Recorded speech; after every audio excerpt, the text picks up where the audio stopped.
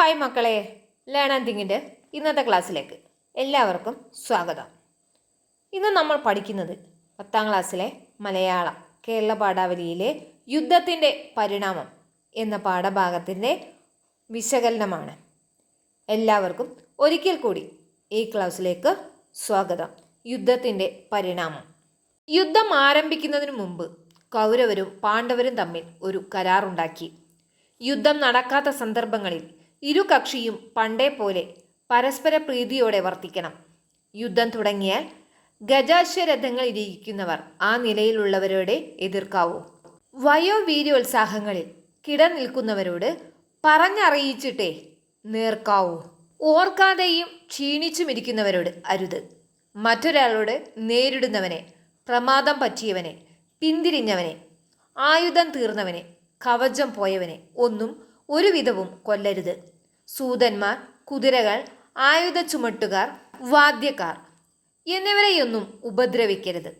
അതായത് എതിരാളിയുടെ കുറവുകൊണ്ടല്ല, സ്വന്തം മികവ് കൊണ്ട് തന്നെ ജയിക്കണമെന്നർത്ഥം. ആദ്യ ദിനങ്ങളിൽ നിയമങ്ങളെല്ലാം ഏറെക്കുറെ പാലിക്കപ്പെട്ടു.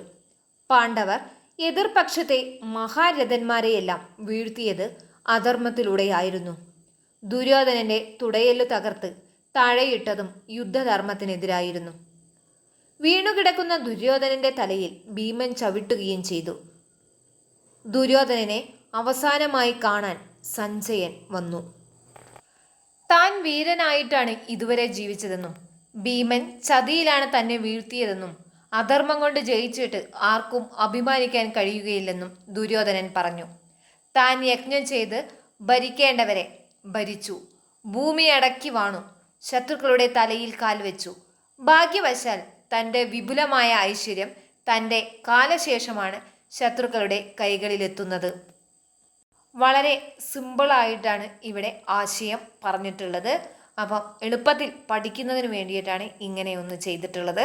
അപ്പോൾ കൂടുതൽ സമയമില്ല എങ്കിൽ ഇതാണ് ഉപയോഗിക്കാൻ ഏറ്റവും നല്ലത്. എല്ലാവർക്കും ഇത് ഉപകാരപ്പെടും എന്ന് കരുതുന്നു. നിങ്ങളുടെ വിലയേറിയ അഭിപ്രായങ്ങളും നിർദ്ദേശങ്ങളും എല്ലാം എന്നെ അറിയിക്കുക. കൂടുതൽ മലയാളം ക്ലാസ്സുകൾ നിങ്ങൾക്ക് ലഭിക്കുന്നതിനായി ഈ ചാനൽ സബ്സ്ക്രൈബ് ചെയ്യുക.